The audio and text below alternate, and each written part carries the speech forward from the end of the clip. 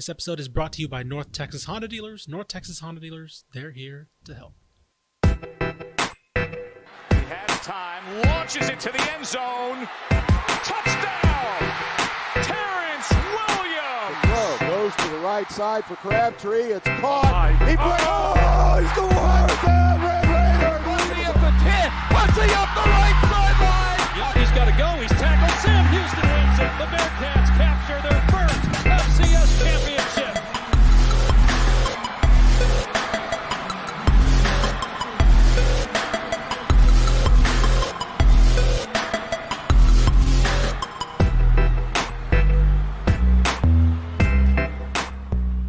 Hello, and welcome to the Republic of Football, a show that probably cares way too much about bowl games that does an entire bowl preview show in the state of Texas. My name is Mallory Hartley. I'm the associate producer here at Dave Campbell's Texas Football. And sitting to my very right, it's the newest Dave Campbell's Texas Football college editor. He is the managing editor of Dave Campbell's Texas Basketball. It's Mr. Ishmael Johnson. Ish, how you doing? I'm doing good. This is weird being on the other side of the hosting chair, or hosting duties, I guess. I know. So I came up to him yesterday and I was like, hey, Ish, I'm a host today. And he was like, what do you mean you're going to host? I was like, I'm going to host the show today. And he was like, fine by me. That works for me. I can do it. Yeah. And sitting over there, turning the dials for us, I'm glad she is joining us on her first edition of Republic of Football, I believe. Possibly. I'm just here for the vibes. It's honestly. the executive producer, Miss Ashley Pickle. AP, how you doing, AP? Much like Mallory stiff-arming is, she also said, hey, you, computer, now. Chair. Go. I said, yes, ma'am. I said, you do that, I sit here and host. As you can tell, we are doing this show a little bit differently. Our college insider, Mike Craven, is down in Austin, or I guess San Marcos. San Marcos, I would yeah. believe, awaiting the press conference of new Texas State head coach G.J. Kinney. So he left it to us to give you a big bowl breakdown. There are 9 teams in the state of Texas that are going bowling. 3, of course, left out, Texas A&M, Texas State, and UTEP. So we are going to preview each of the 9 Texas teams that are going to a bowl game for the 2022 season. So, without further ado, let's go ahead and start off in Orlando. We've got the Cure Bowl, UTSA taking on Troy this Friday, December 16th at 2 p.m. You can watch it on ESPN. Troy coming in as 1-point favorites. The over-under is set at 54.5. Man, this is a fantastic G5 matchup. It really is. And if it weren't for Tulane, I am pretty certain that UTSA would be going to the Cotton Bowl, because this year the Cotton Bowl is featuring a G5 team in Tulane. But I feel pretty certain if Tulane was not there, UTSA would be going into that. But of course, both teams coming off of really strong conference championship wins over their respective opponents. And I think the matchup is this UTSA offense and Troy defense, because on the offensive side, you've got Frank Harris, you've got Zachary Franklin, you've got one of the most prolific passing offenses in all of college football against a really stellar and stout Troy front 7. Yeah, you got the secondary for Troy, which is what really put them over the edge against Coastal last week in the Sun Belt Championship. You know, I do like that the Sun Belt and Conference USA do the champion versus champion bowl tie-in.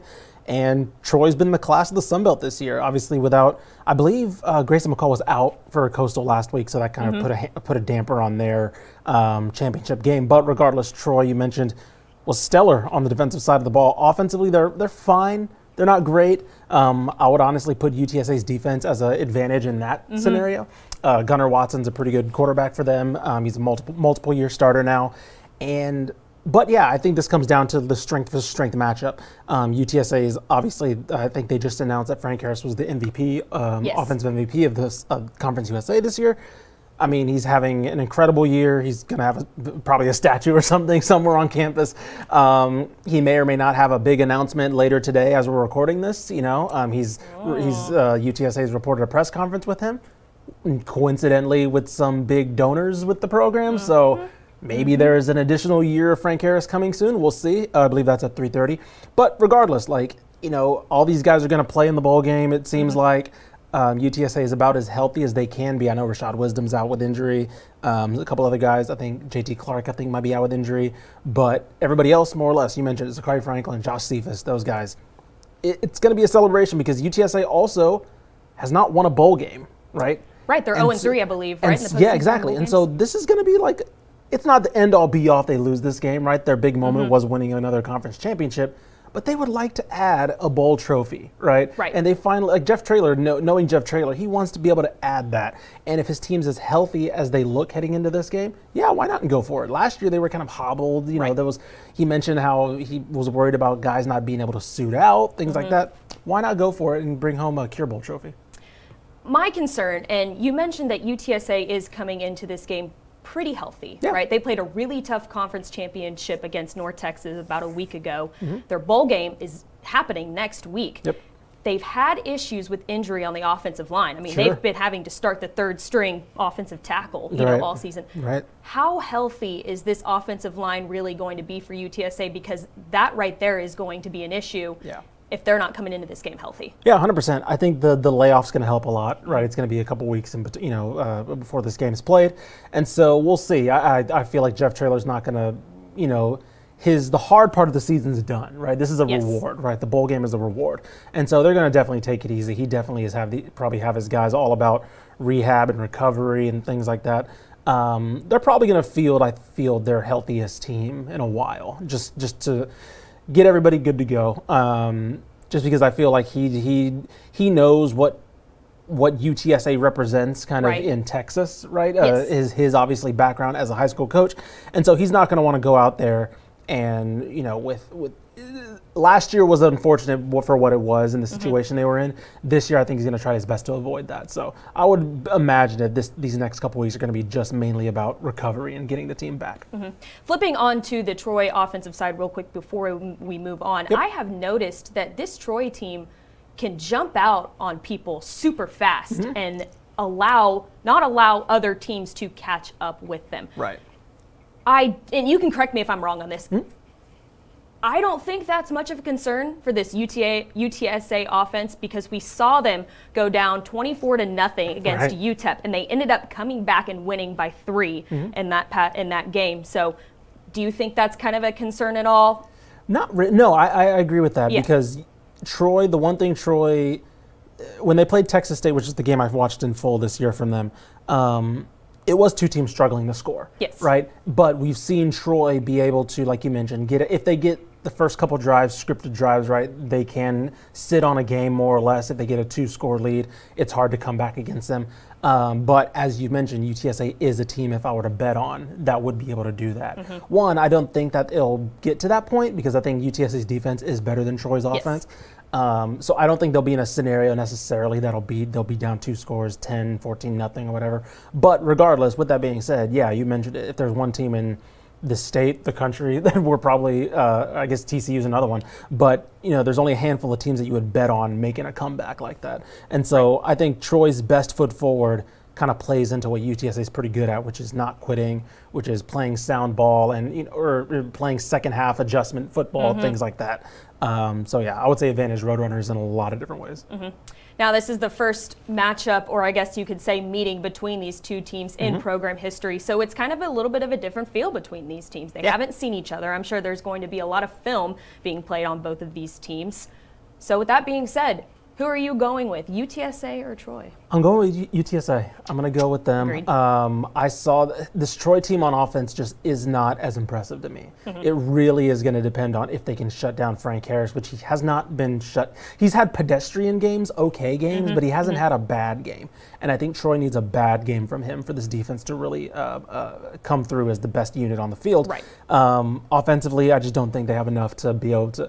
Even if UTSA gets 1 or 2 shots and 1 or 2 breaks on offense, I think that's going to be enough to put away this Troy team. So I agree. I think we can agree there. We're going to keep track of who we pick in each bowl matchup, and then we can come into the year with hopefully some good news. Maybe we can go 9-0 in this. That'd be pretty cool. But there you go. There is UTSA taking on Troy in the Cure Bowl. Moving on, the Lending Tree Bowl. Rice playing a familiar opponent. Southern Miss, Saturday, December 17th at 4:45 p.m. You can watch it on ESPN. Southern Miss coming in as 7-point favorites.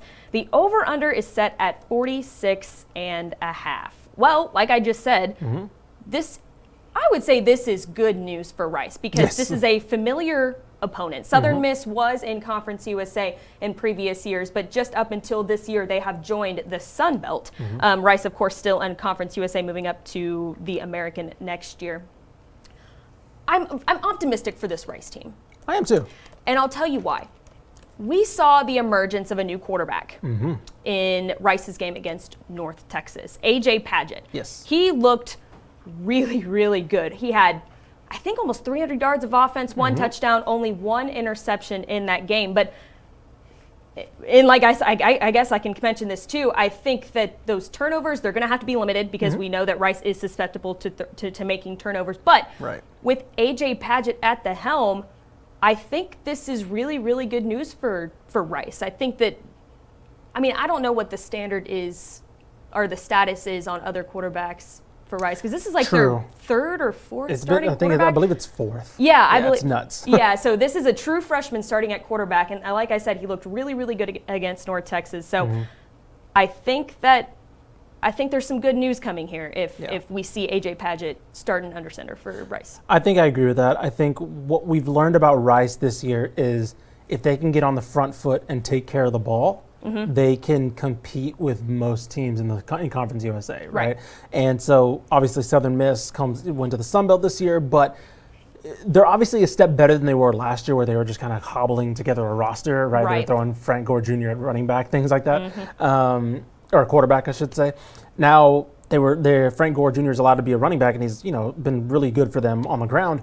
Outside of him, though, they really have not had much offensively, right? Southern Miss is a team that's remained in games defensively, and I feel like that plays into a little bit with Rice because they know they're not facing an offense that they're going to have to keep up with necessarily. And as we saw with North Texas at times last week and in multiple games, if Rice can stick around, they're in it, right? Their job is not turning the ball over, we mentioned, which is why Padgett did so well for them last week, and why quarterback has been an issue for them, right? Is that they've turned the ball over, thrown interceptions, things like that. And so this is a team that's not, they're not going to come out and be explosive, Southern Miss. And Rice can hit that over the top pass, right? They can hit that play action. They can they have receivers that can make or break one thing here and there. And I think that plays into their hand a lot. I still struggle because Rice has still been a team that found a way to turn the ball over when they didn't, when they needed to hold on to it. So I have trouble maybe picking them outright, but I do feel that the way Southern Miss plays and the way they've been good has been similar to how Rice has played, which is not turning the ball over, playing sound defense, playing physical football. So I feel like this is going to be a low, like 14-10 type game, honestly. The over-under is at 46.5, so it's going to be a very low-scoring game. Right, and so, I don't know, but I do like this matchup for Rice. Let's put it that way. I do too. I think the thing that worries me that we've seen with Rice all season is that they turn over the ball in the most unfortunate situations. I mean, they'll turn it over on their own, in their own territory, which gives the defense obviously a huge advantage there. They have 20 touchdowns and 19 picks as a team. Yes. I'm worried that Rice's defense is not going to be able to stop Southern Miss from scoring, especially if they can take advantage of those turnovers. Sure. They have struggled defensively this year. I think their secondary is getting to a point where they're recognizably good. 100%. But I think the defense as a whole has struggled quite a bit this year, and I don't think that they can stop a Southern Miss team that can score in a couple of different ways. Right. No, I agree with that, basically. I think it's similar. It's not the exact same as UTEP last year where they had the receivers on the outside. They can make a big play and kind of bail them out. But Rice has been kind of more bailed out at times by guys like, I'm trying to find it, Bradley Rosner, wide receiver, right? He's been their big play guy for him. Luke McCaffrey as well has really shifted over to wide receiver more or less seamlessly. And, those guys have kind of made big plays on their own. And so it's bailed out the offense maybe sometimes where it's maybe getting a little stagnant. And so I'm wondering, I feel like there's a little bit too much reliance on that. But regardless, what we've seen from this coaching staff this year is the ability to game plan for what their team is best at, right? Right. And if, again, it's going to come down, you can look at this box score and you can look at Padgett or McMahon or whoever lines up at behind center and see if they have 2 or more picks, right? They're losing the They're game. losing the game, Yes. right? They can't most teams can't overcome that regardless, but we know that they don't have the firepower if you're handing away points to the opposing team, that they don't have the firepower to come back. Right. Well, regardless of what happens, I mean, we can talk a little bit about Rice's season as a whole. Sure, yeah. We picked them to win 4 games this season. Something like that, yeah. They got to 5. They're 5-7, and of course, there were not enough bowl games. There were not enough 6-win teams Yeah. to fill up every single bowl game. So Rice, being as smart as they are as a team in total, their APR, GPA, baby. yes, they are getting the chance to play for a bowl title. I think they shocked a lot of people this season. Oh, they did. And not only did they make it to 5 wins, if you look at their schedule, they hung with a lot of teams that they shouldn't have. I was gonna North say. Texas, Yep. they should not have hung in with them as well as they did. Especially for what North Texas was playing for, no. Right, absolutely. So this team, it's a program on the rise. I think you can look at this and say, Mike Bloomgren over there has something special, and Yes. they're only going to keep climbing when they move to the American. They lost by a touchdown to Houston at Houston. They lost by a field goal to FAU, and then you mentioned they lost by 4 to North Texas. Like we talked about all season long as they were losing some of these games, saying this is an improved team, right? Yes. But we were also like, I don't know if they get to a bowl, right? It's a nice validation to see that this team is actually improved. Yes. And so if literally they can work out the quarterback position, work out the turnovers, who knows where this team can go? And if you go into the AAC, of course it's going to be a step up in competition, but I feel more comfortable after this year with Mike Bloomgren at the helm of that, right? You're absolutely right. So So with that being said, who are you going with, Rice or Southern Miss? I'm going to go with Southern Miss. Yeah, It's just been way too much of a concern the last couple weeks with how Rice has lost those games. North Texas was withstanding. That was a really good performance from them. But we expected them to put a lot better of a showing against the Western Kentuckys and UTSAs, and they got smoked. Right. Right. So I don't think it'll be that. I think it'll be a close loss, but give me Southern Miss. And then on the other side of that, Southern Miss, didn't they upset Tulane this year?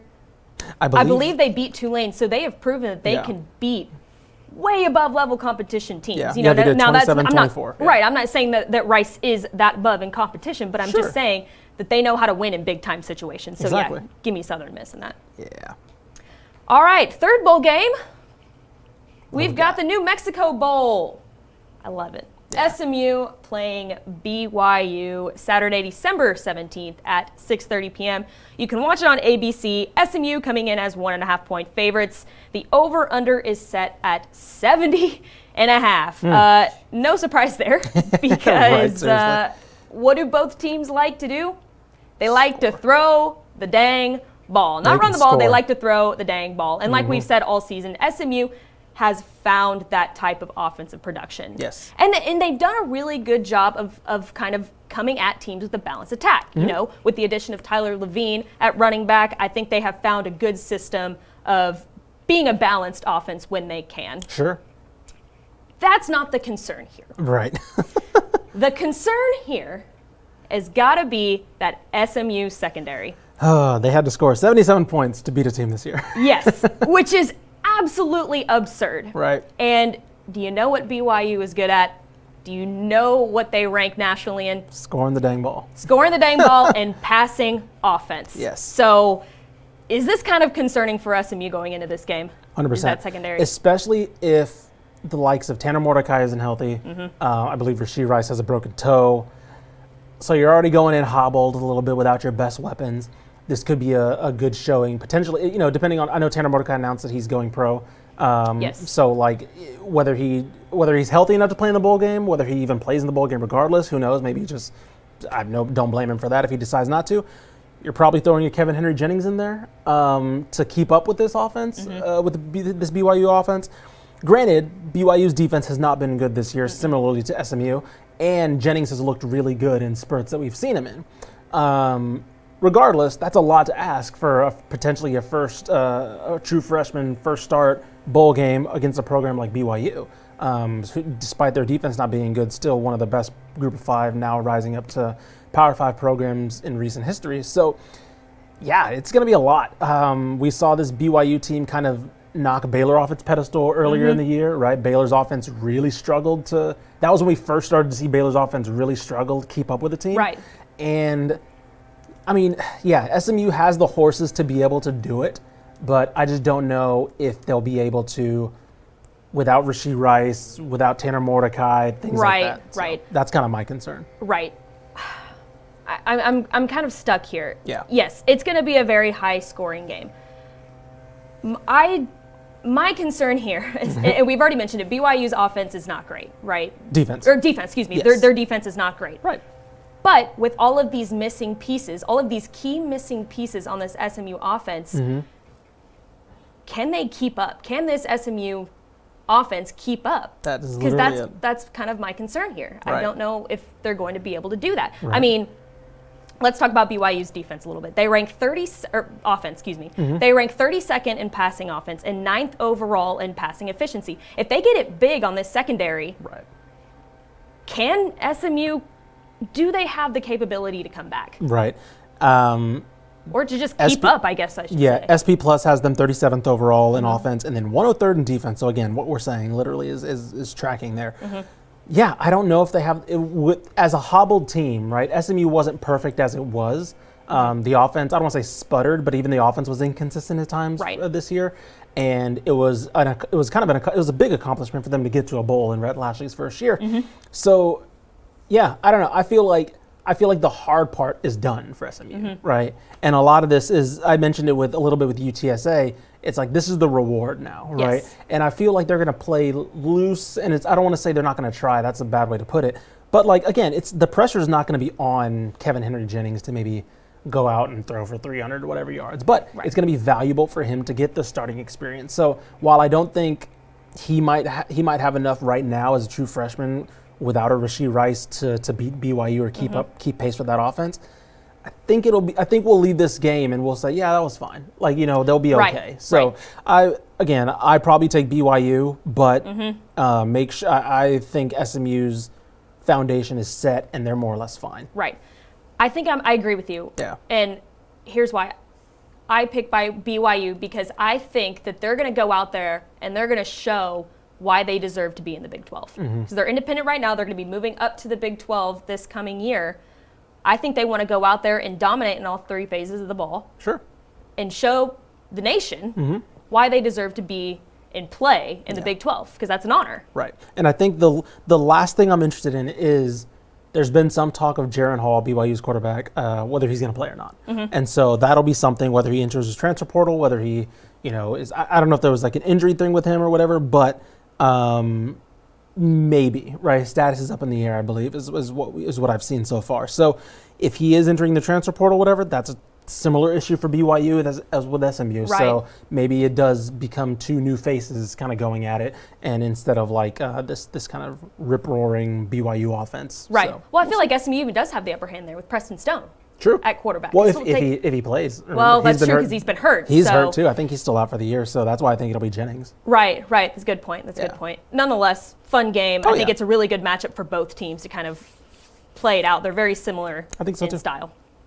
Let's move on to our next bowl game. We've got the Frisco Bowl. North Texas playing. There we go, man. There we go. I was waiting for that. North Texas playing Boise State Saturday, December 17th at 8:15 p.m. Could you get any worse of a time? That was, You can watch it on ESPN. Yikes. Boise State coming in as 10-point favorites. The over-under is set at 56.5. Ish. Yeah. I personally do not have very high expectations for this game. No.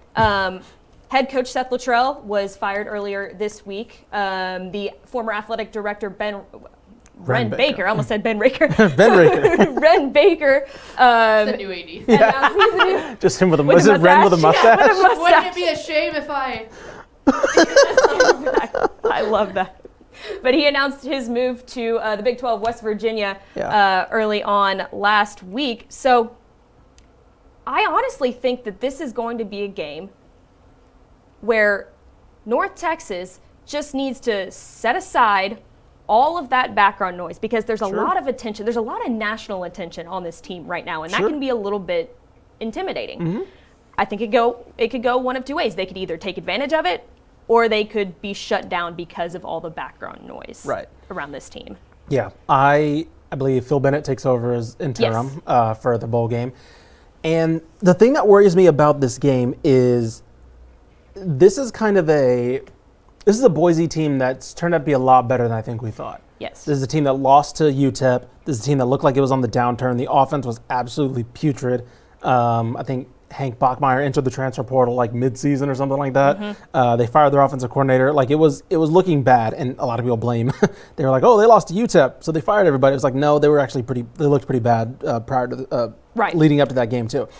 Since then, they've had just 2 losses. Right? They're 9-4. Their defense is really good. Their offense has been still not that great, but they've been able, I believe they're number 2 in passing EPA on defense, number 31 in rushing EPA on defense. They are stellar on that side of the ball. As we know, with where UNT found its groove towards the end of the season, or really after once conference started, was offensively, right? Osanani found a stride, right? The running game found a stride. He was able to make those, the big play wide receivers were able to find some things. And so that kind of plays into what Boise State's kind of found in the passing game and defensively in the passing game. And so I think the matchup's not there. I feel like you mentioned it, the off-field stuff's a little awkward. And so part of me wants to believe that UNT rallies and say, screw it, we're going to win a bowl game, right? We got to go out there, we'll play for ourselves, play for Coach Bennett, right? Because we don't know if he's going to be here next year, things like that. And they go out and they play with their hair on fire and, come out looking good, which also is a legitimate possibility.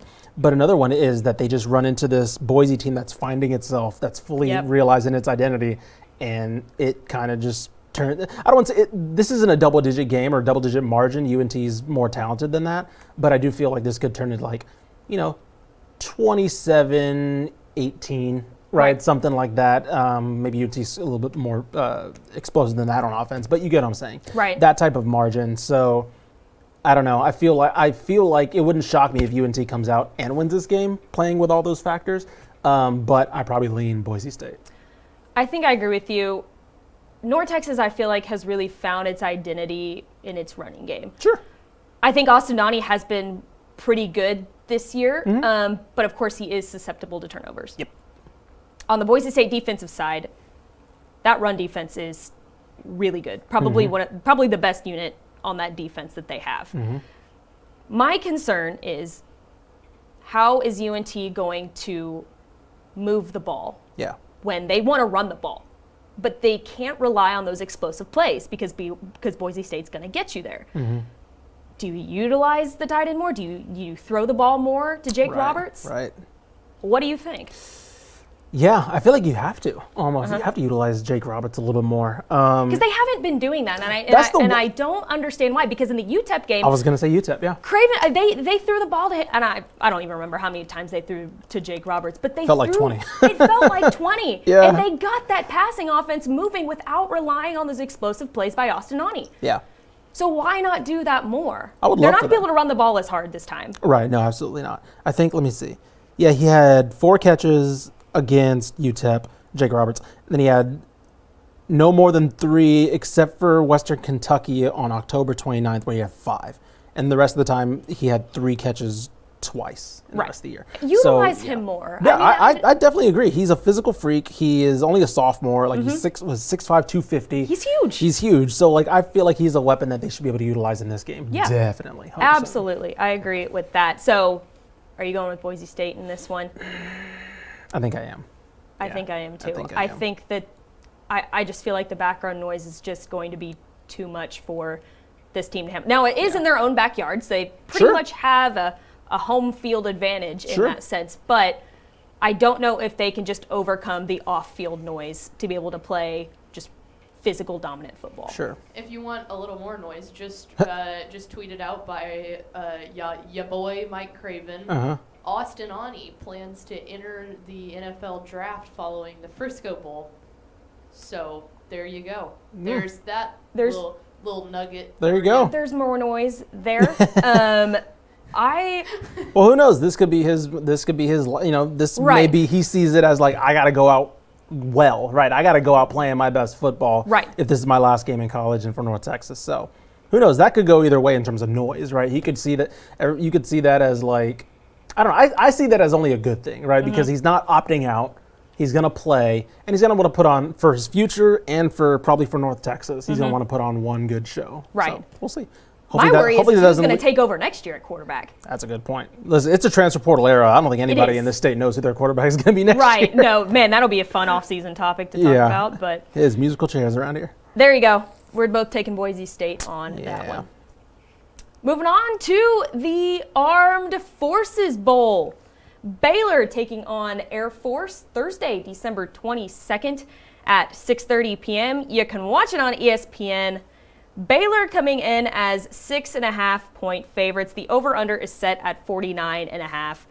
If I'm a Baylor fan, I think I'm feeling pretty comfortable coming into this game. They haven't played a game since November 25th against Texas. Yep. They've been able to rest. They've been able to become more healthier. And I think just overall, I think Baylor wins just in the talent category. I think that overall, when you look at it on paper, statistics-wise, I think this Baylor team is just overall better than Air Force. Yes, I agree. I think for all the shortcomings of, you know, this offense under Blake Shapen, and we've talked about, you know, maybe they have to have maybe they have to bring in somebody starting caliber quality to push him in the offseason, right, to see if to really, really evaluate if he's going to be the starter going forward. With that being said, that's come against other offenses that can outpace you, right? And Air Force, for all the unique challenges they present with the triple option, that's not, I think that's more in Baylor's wheelhouse. They can stop the run pretty well, right? The worry is usually what happens when a team can beat Baylor's off or get by Baylor's defense with playmakers like TCU, like a Texas, and they have to keep pace. Blake Shapen's not that guy that's going to be daring with his throws. He's going to be very secure, very conservative. In this game, that might favor Baylor, right? Air Force they've thrown the ball a little bit more than the other service academies, but it still comes in the way that, you know, they run for 3 yards for 20 straight plays and then they hit you over the top, right, with the explosive pass. Right. That's where the passing game comes from. I don't think Dave Aranda's way too versed to be probably thrown off by that.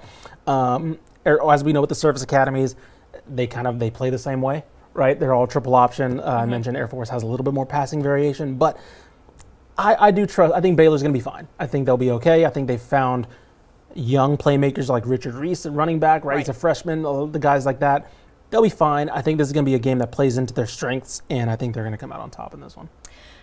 When you look statistics-wise, Air Force has the best overall defense in the country. Sure. When you just look at plain statistics, yards allowed per game, Air Force wins in that category. However, you look at the kind of offenses that they have been up against this year. Right. Colorado State, New Mexico, Nevada. Right. These are some of the worst teams in All college very football. bad offensively. So take that with a grain of salt. I mean, I don't know how much of a bearing that's going to have on this Baylor team, but I think I agree with you. I think I'm going to take Baylor in this one, and I'm pretty comfortable with saying that. Yes. They just feel to me like the better team. It's going to be played in Fort Worth, so they're pretty much in their own backyard there. There's going to be a lot of Baylor fans that show up for that. I'm going Baylor with that. I was about to say, you just look at how many teams fired their coach. Colorado, they played. Navy, I don't know, they're probably not going to move on from Ken Niumatalolo, but it's been a bad year for Navy. You mentioned Colorado State's Colorado State's been awful. UNLV fired their coach, right? They just made a hire, and so San Diego State's been bad. They've, like you mentioned, they've played a lot of bad offenses. So I think Baylor, the fact that Baylor might be one of the better offenses they played this year, and we've had questions about Baylor's offense, I think says a lot. So yeah, I think Baylor pretty comfortably in this one, if I'm being honest. Yeah, I think this is the most comfortable pick that I have. I think I can pretty probably comfortably so. say that Baylor over Air Force, 95%. Sure. So that's a good pick there. Watch us both be wrong. watch Air Force come out and just run the ball all over this 35 to defense, and it's 10. just 3 different running backs have 3 different touchdowns. Just watch us be totally wrong on that. That would happen to us, honestly. All right, let's keep it rolling with the Independence Bowl. Houston playing Louisiana Friday, December 23rd at 2 p.m. You can watch it on ESPN. Houston coming in as 6.5-point favorites. The over-under is set at 60.5. Looking at this spread, and I'm going to ask you this. Okay. Do you think that is a little low for Houston? I don't think this Louisiana team is very good. They don't have Billy Napier like they did last year. Right. I think that the way that Houston has figured it out offensively within the past couple games. Now, I think that Tulsa game last week or 2 weeks ago was a little bit of a throw off there, but they still looked pretty good offensively. I think that spread's a little low. I mean, I agree. I think Houston does take the cake here, but I think it might be a little bit more. I think that might be a little low against Louisiana. I think it is. Louisiana's not, like you mentioned, not very impressive this year. The thing that worries me is, so Nathaniel Dale announced he's going pro, and he says he's going to play in the bowl game. He's going to play in the bowl game. How much is he going to play in the bowl game? Yes. Is what I wonder, right? Because if Houston, if they go up 2 scores, down 2 scores, is he just like, cool, I'm good, right? He has no reason to play in this game. I think he will play. Don't get me wrong. I'm not saying he's lying or anything.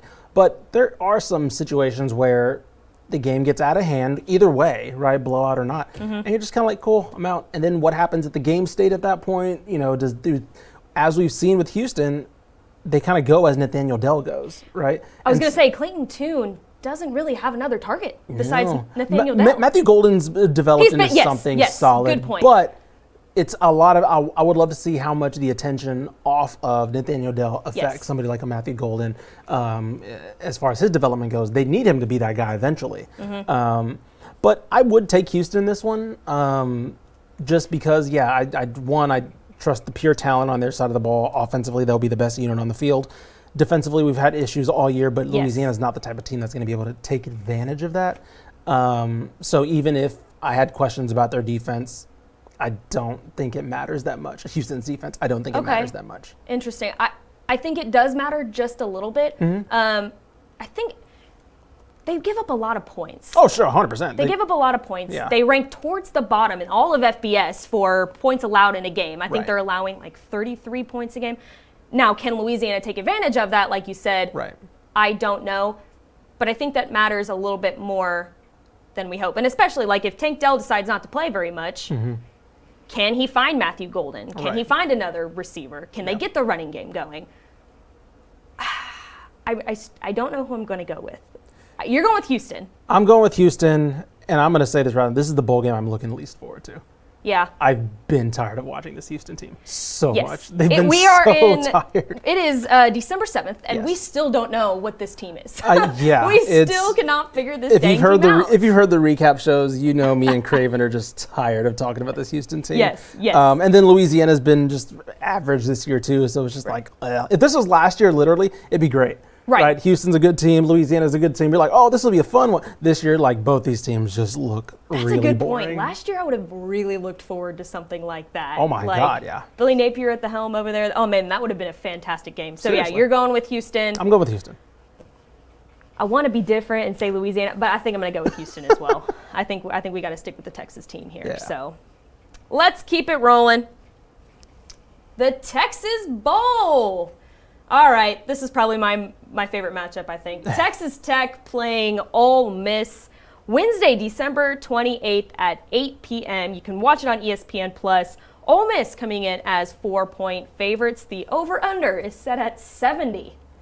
That's a lot of points. That's a lot of points. Now, let me tell you, I think this has to be the best coaching matchup of all bowl games. Because you got Joey McGuire and you got Lane Kiffin on the other side. That is very Lane Kiffin, who just signed an extension too, so he's committed. He's feeling it. Yeah. This is going to be a very high-flying game. Oh, easily. Did you see the photos of Tech's doing their ticket sales? I did. And there's a line to go to the Texas Bowl.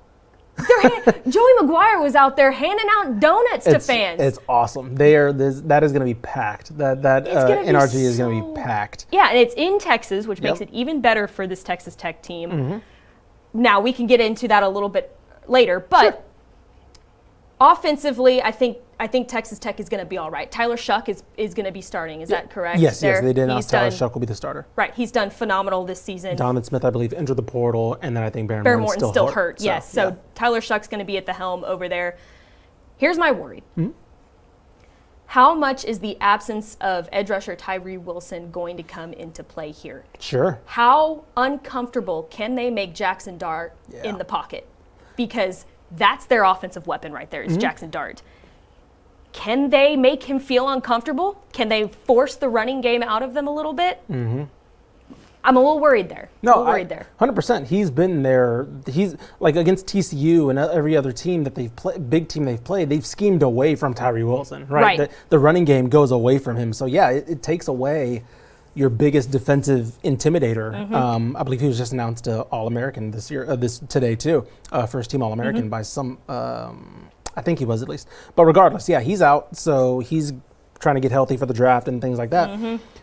And so yeah, I don't. That's what's going to be tough, and that's why I don't think, unless again, Ole Miss is a team of transfers with NFL aspiration, we could have a bunch of names announced. They're opting out for all we know. But as far as we know, what the players, I don't know if there's been that many players announced yet.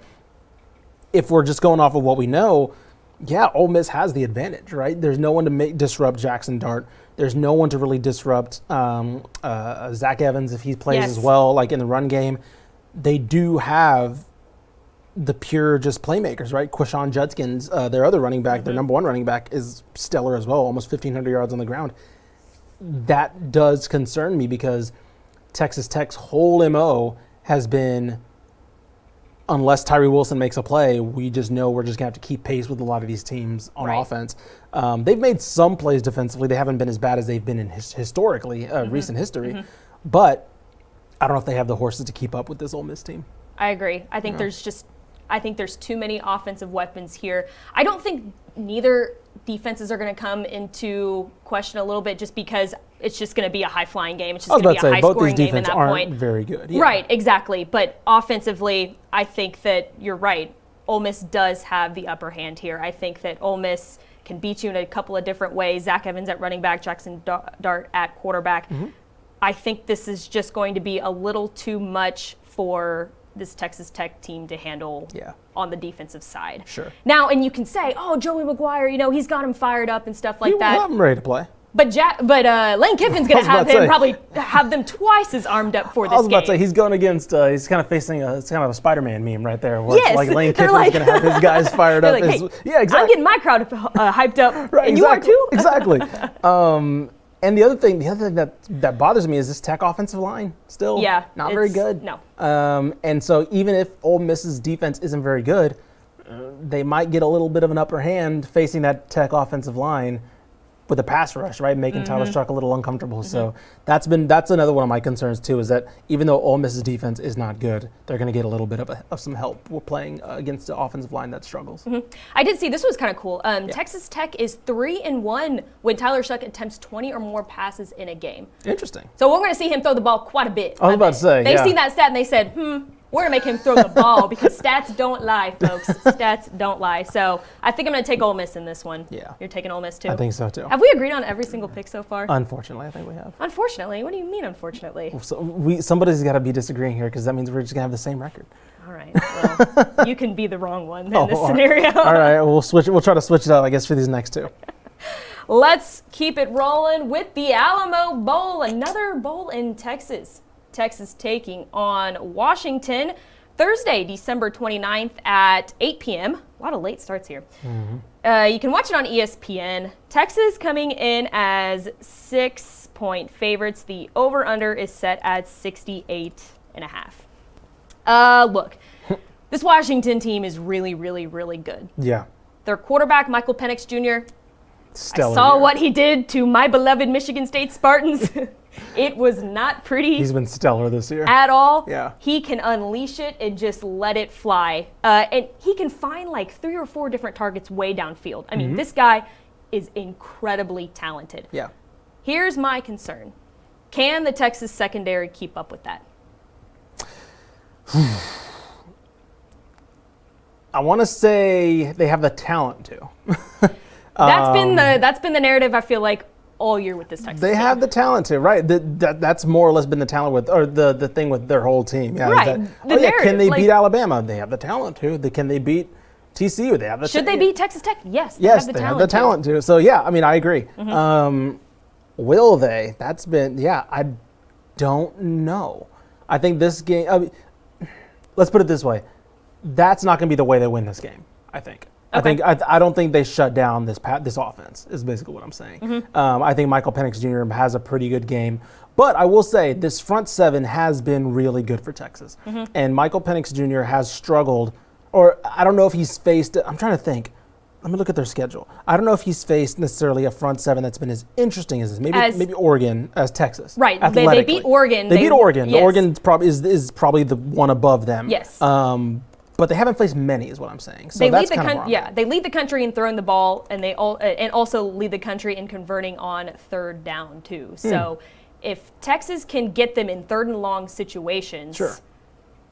they got a chance. But Sure. If it's third and short, if it's 3rd and 2, 3rd and 3, Right. that's where you worry a little bit because they're going to Exactly. convert. Yes. No, 100%. That's exactly where.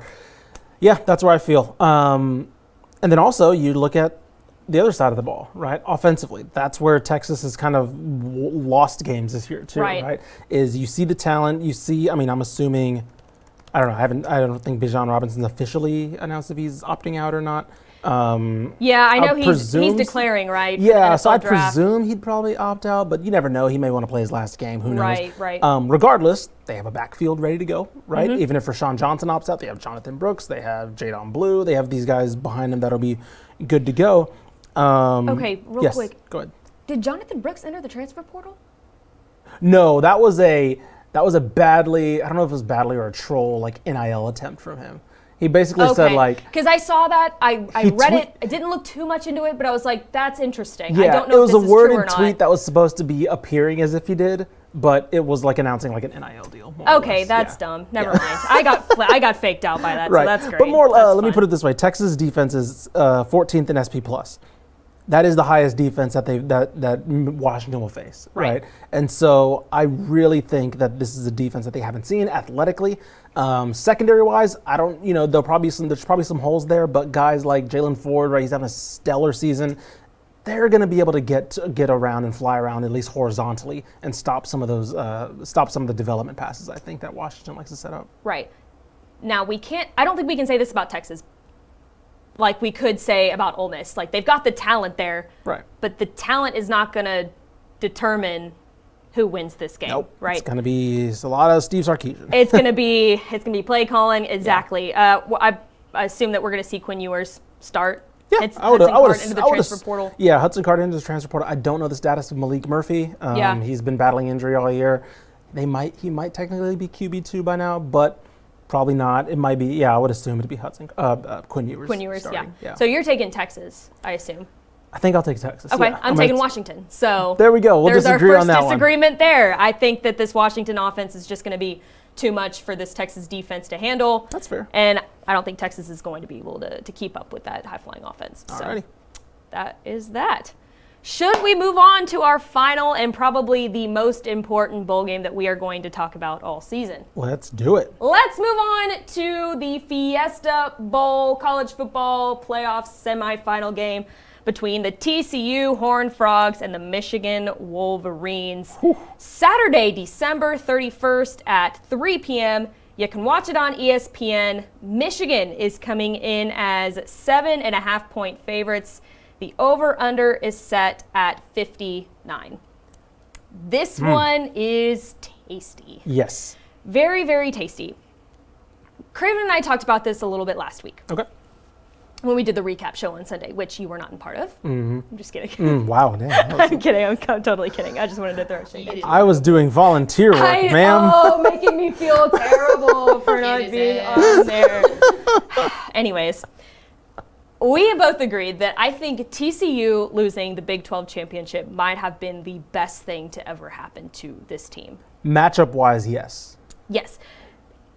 Because Michigan is undefeated. They're 13-0. They beat a pretty bad Purdue team, I guess. I mean, they're fine. They're best in the West, but they Right. beat The way the down Big Ten Purdue. set up, that was just a bad situation. I hate Yes. the divisional setup. Purdue should not have been in the title game. Right. Yeah. So they have not had the chance or the opportunity. They have not lost this year. Sure. TCU has. TCU knows the feeling.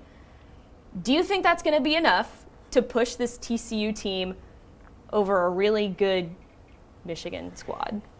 I don't know if that would be enough. But I'll put it this way. I do think this was the most favorable matchup for TCU. Yeah. They would have got squashed by Georgia. Yep. This defense would have got torched by Ohio State. This is the best shot that they have. Mm-hmm. Michigan's should be a heavy favorite. Don't get me wrong. They played great this year. Their defense has been awesome. Offense has been here, and they basically haven't lost games on offense, Right. which is more or less what they need to do. But that's kind of the recipe to what I think TCU, if there was an avenue, it is to maybe get behind this defense, right? And Yeah. then make JJ McCarthy have to throw the ball a little bit more. Maybe get at Blake Corum's out, so like their reliable run game's gone, and so it's like to me that's what plays into TCU's hand. So I think in that way, yes, they kind of did benefit from locking in that, because I'm not saying they would have jumped to number 2, right? If they would have won, Right, if they would have right. won the Big 12 title Agreed. game. But if they lost, they locked into that. They locked into that number 4, right? They're number 4. So no, number 3. Sorry, Yeah, it's 2 and 3. 2 and 3. That's right. Yes. That's right. So they locked into that number 3 more or less, and they're just like, we're gonna get Michigan. Right? We know we're gonna get Michigan. Right. And so it's like, I think in that way the loss helped them. I don't know because TCU's been playing on the back foot a lot this year, right? They've had to be the kings of the comeback Yes, yes. all year. So I don't know necessarily that they needed to lose, but I will say it does light a fire, because if you saw Max Duggan after that game, just completely distraught. Right. Tears He in did his not like losing that right. game. Even right. though there was some skepticism about whether they make the playoff, but everybody kind of had we a could kind of 70% assume. feeling that they would make it, right? Right. He didn't care, right? It was like, I wanted, and so, if anything, that's what's going to push this team, I think, is because if they lose this game, there's technically nothing tangible that they have to take to be like, man, remember when we did that thing? At least Right. on remember your team, Michigan State, when they got blasted, but they had the Big Ten title from that year. Right, Right? They have exactly. that trophy to be like, cool, remember when we did that thing? Don't worry about the playoff, right? That's a good point. Yeah, Nothing TCU happened. doesn't have that to rely They don't on. have that Big Ten trophy to be like, well, even though we lost in the playoff, here's this thing Yes. that we did. That's gone. So I think that's going to push them to be like, well, we need something. Even if they get smoked by Georgia, which I think either one of these teams will be, it won't matter. It's like, we Yeah. made a title game. Here's the what I forgot what bowl this is. Fiesta Bowl. Bowl. Here's the Fiesta Bowl trophy. That's awesome. Right. Right. I think if anything, that's going to motivate TCU, because now they don't have that right now. As of right now, they're empty-handed when it comes to remembering this memorable season. Right. And so knowing somebody like Max Duggan, who's poured his heart in this program, Sonny Dykes would love nothing more than to do that in his first year, to get this trophy and to be on a stage of somewhere, whether it's a semifinal or a final. I think that's going to be the thing that pushes this team. And I hate to say this, but I think defensively, I don't think this TCU offense is going to be able to produce very much. Yeah, this think Michigan defense is really good. This Michigan in the pass rush is I think they rank number 1 in the entire nation for that pass rush. I mean, that's what they're kind of known for, is their defensive line Right. at the University of Michigan. I think that they're going to force them to play kind of a more one-sided style of offense. I think we're going to see probably a lot more of Kendra Miller. Yeah. They're going to try and make Max Duggan really, really, really uncomfortable. He thought in he was the running for pocket. his life against Kansas State. Yes. Yeah. That's what they did against that Purdue team Mm-hmm. in the Big Ten championship, and they could not throw the dang ball worth anything. That's what they did to Ohio State. I was about to say, Ohio State looked That's what they did bad. to C.J. Stroud. C.J. Stroud a lost the Heisman Heisman. finalist. He lost the Heisman in that one game against Michigan, which Yes. is nuts. Yeah. Are they going to do the same thing with Max Duggan? Are they Yeah. going to force Max Duggan out of being the Heisman winner because they make him feel so uncomfortable in the pocket? They're going to be throwing turnovers. Yeah. I'm going with Michigan, to be clear, in this game. Mm-hmm. I want TCU to win so badly, but I love just think TCU. I just think that this Michigan defense, it's going to come down to TCU's offense and Michigan's defense, and I think that Michigan defense is just too good up front. It's going to come down to what Garrett Riley and Sonny Dykes can scheme up on offense. Right. 'Cause this defense, again, Michigan's offense isn't explosive, right? As we saw when they started that Ohio Right. State game, J.J. McCarthy was missing open throws, Right. and like it Right. was way off with no Blake Corum again. But they're good enough to. They're not going to beat themselves, right? J.J. McCarthy's not going to turn the ball over. No. They're not going to fumble, things like that. They're not going to be the best to watch, but they know that you're not going to turn the ball over, and they're going to put up at least 24, right? Especially against this TCU defense. For the sake of being different, I'm going with TCU. Okay. But I agree with you. Respect. Michigan, yeah, just for the sake of being different on these last 2 games, I'll go with TCU. But yeah, this matchup is really tough. This Michigan defense is going to be stellar. It's just so good. I can't even get Yeah. over how good the pass rush is. I mean, like, gonna how many it's scary. sacks they've had just in this season alone is just incredible. The amount of guys that they have in the NFL right now just from this defensive line. I mean, Yeah. they just have a record. And here's the thing, of they're being also good. They're also the #1 defense in terms of, early downs EPA. They allow the second worst early down Right. yardage against offenses. So I agree. yeah. I think it's going to be what can TCU scheme up to fake out this Michigan Sure. defense. I don't think it's impossible. I think this game is going to be pretty close, but I ultimately give the edge to Michigan. Yep, I think so too. We got a month to prepare, so whatever Garrett Riley and Sonny Dykes got. So They do. They've got a month to prepare. That's some good news for TCU because they haven't first had a 2 drives we'll say from TCU what they Good got point. dialed up. We'll Good see point. some things that they've been scheming to say, because again, a month is a long time for any coach to prepare. That's why people Right. don't usually doubt Nick Saban in the playoffs, is because he always has a month. Those first 2-3 drives are going to be very interesting because that's going to tell you exactly what they saw on film against Michigan. After that's obviously all adjustments and things like that. But those first 2 or 3 is going to be, we saw this on tape, we saw this on tape, we saw this on tape. We'll see what can happen. And TCU hadn't had a bye week. I think they had their bye week super early. It was really early because bye that was week, one of yeah. the things that we have kept talking about over and over with this team is how impressive they've been able to stay healthy Right. throughout this whole incredible run that they've had. And they had a bye week early on in the I season. think it was week 2. Right. So now that Yeah. they have a whole month to prepare, man, I wouldn't be surprised if I saw Sonny Dykes scheme up something good enough to come out and just fake this whole Michigan team out. I want Sure. that to happen, by the way. But nonetheless, I think it'll be a really good game and definitely probably the best bowl matchup that we have I think so. in the state of Texas. So there you go. All 9 Texas programs. Boom. Every single one of their bowl matchups has been previewed. We will see who gets more correct. We may be all wrong. Who knows? I was wouldn't about be to say, surprised if well, we we at least come know out of this. 2 will be different. Right. We at least know 2 will be different. The rest, who knows? We could all lose all of them. But quick programming note here. We actually will not be back until January. This is our last episode of the entire season. We're not going to do a big bowl, I guess, recap show yeah, I like guess we would not. usually do during the week, the regular season of college football, just because bowls are happening so early. We got and state then championships next week. we We're have not state going to be in the championships office. next so. week. We don't have, like we just said, we don't have a bowl game until December 31st, and then the national championship is not until midway through January. I think we will probably do a Fiesta Bowl recap Sure. between TCU and Michigan, no matter who wins or loses there, and then we can throw a couple Hopefully of by other then results in UNT there. will have made a hire. Right, hopefully, yes. We'll probably have some news to talk about there, but Right. nonetheless, we will not be back until probably January, where we will go back to just doing 1 show a week on Wednesdays at 2 p.m. Does that sound good? Sounds good to me. That sounds good to me. I'm excited for that. And with that being said, we have interviewed 11 of the 13 FBS head coaches GJ, in come on, my Texas. boy. GJ Kinney, we'll probably have you on 5 or 6 times before we even get a call from Jimbo Fisher. I can guarantee that. Go Rutgers. Craven's probably already halfway through an interview now at his his Yep. press conference, to be honest with you. He probably could have called right in the middle of our show, honestly. Yep. We would have counted. But anyways, you need to make a bowl game, but good season, Rutgers.